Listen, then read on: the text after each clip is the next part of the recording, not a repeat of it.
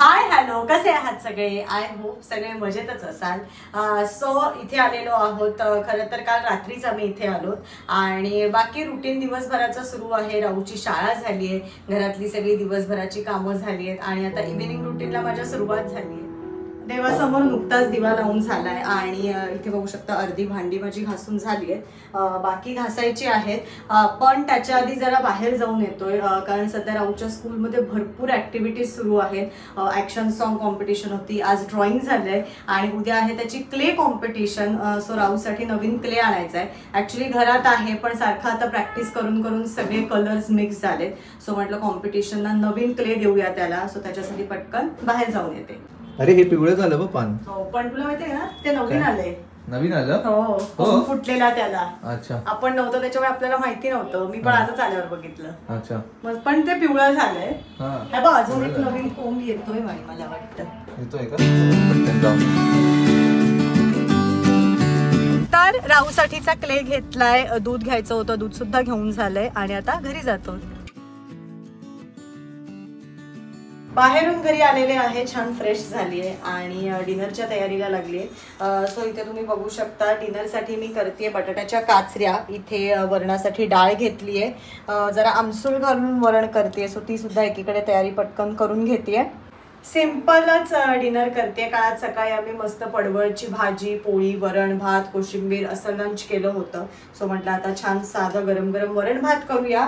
आणि आज मला जरा परत वेगळं वाटतंय कारण गेले 2-3 दिवस आम्ही तिथे होतो. सो कुकटॉप वरती सगळा स्वयंपाक करत होते आणि ॲट अ टाइम एकच गोष्ट होत होती. कुकर लावला की मग मी भाजीची तयारी करायचे. पण आता परत बॅक टू माझी ही 4 बर्नरची शेगडी. सो एकीकडे पटकन कुकर लावून घेते, इकडे भाजी सुद्धा माझी ॲट अ टाइम होऊन जाईल. पण दोन्ही कुकटॉप किंवा ही 4 बर्नरची शेगडी असू दे, दोन्हीवरचं कुकिंग मी एन्जॉय करते. ह्याची तर मला सवय आधीपासून होतीच, पण आता ते जरा नवीन आहे. पण ते सुद्धा आता मला सेट झालंय. म्हणजे मला आता कळलंय की साधारण काय टेम्परेचर ठेवायचं किंवा कुठला पदार्थ कुठल्या टेम्परेचरवरती होतो. रिसेंटलीच मला आशाताईंनी कमेंट केली होती की अंकिता कुकटॉप वरती वेळ खूप लागतो किंवा तुला किती वेळ लागला. मला साधारण 1 तास तरी लागला तिथे स्वयंपाक करायला. पण चॅलेंजिंग असं काही वाटलं नाही. म्हणजे मी जेव्हा कुकर लावायचे तेव्हा माझी इथे बाकीची तयारी होऊन जायची की लगेच मी भाजी ठेवायचे. सो छान ती सुद्धा मी प्रोसेस एन्जॉय केली आहे.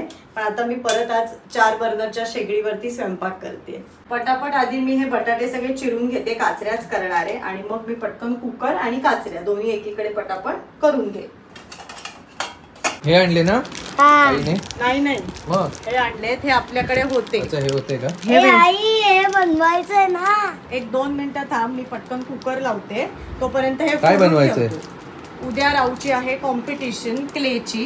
सो त्यांना टॉपिक दिलाय एनी 4 आयटम्स फूडचे बनवायचे. इडली, वडा. अरे इडली तर येतो राहुलला. इडली सांबार येतो ना तुला? इडली व्हाईट कलर, खायचे पदार्थ बनवायचे. सांबार खायचे पदार्थ तू आम्हाला एकदा दिली होतीस ना इडली बनवून. पण प्रॉपर बनवायचं. हा घे इडलीसाठी ट्रे तुला. ओके. नाही सगळं त्याच्यातच बनव. पडलं खाली म्हणजे आपली चादर नाही खराब. काय काय बनवणार आहेस तू सांग पहिले. दे मला इडलीचं. इडली आणि चटणी आणि सांबार, 3 मेदूवडा आणि पिझ्झा, समोसा. काय नाही येते. वाटी अशीच वाटी बनवायची. याच्यातच टाकू. अजून त्याला शेप कर ना. असा आहे बघ, असा हे बघ. ही कशाची वाटी बनवतोय? याच्यात चटणी ठेवणार आहे तो. चटणी ठेवणार आहे. बनवणार. त्याची चटणी बनव. या कलरची चटणी बनव. आपण जे खातो ना, आता तू इडली कुठल्या कलरची खातो? चटणी कुठल्या कलरची खातो? ग्रीन चटणी असते ना. इमॅजिन करून ते सगळं बनवायचं. तर बटाटे चिरून झालेत. पटकन मी आता बटाट्यांना फोडणी घालते. पहिले एकीकडे कुकर सुद्धा लावून देते. मध्येच राहूचं चाललंय आई मला आता क्ले सुद्धा तू ओपन करून दे. सो त्याला क्ले ओपन करून दिलाय. थोडीशी प्रॅक्टिस. सो त्याचा एकीकडे ते चालू आहे, एकीकडे मी डिनर करून घेते पटापट. ही तुरीची डाळ मी आता अर्धा तास भिजवली नव्हती, कारण आता इकडची जी आमची तुरीची डाळ आहे ती शिजते पटकन. थोडंसं जे आपण म्हणतो ना डाळीचे वेगवेगळे प्रकार असतात, तिथे जी डाळ आहे ती थोडीशी शिजायला हार्ड आहे. म्हणून जे तुम्ही सगळ्यांनी मला सजेशन दिलं होतं की अंकिता अर्धा तास तू ती भिजत घाल. सो तिथे मी आता अर्धा तास डाळ भिजत घालते आणि मग कुकरला लावते.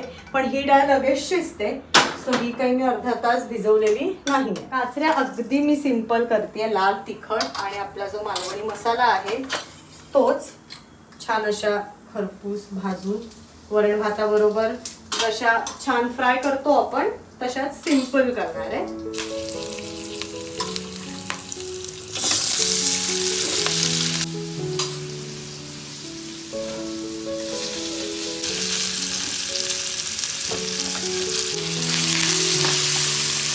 यावर खरंच एकाच वेळेस सगळं होतं ना, भात भाजी वरण सगळं ऍट अ टाइम. तसं तिथे कुकटॉपवर काय असं वाटलं नाही आपल्याला.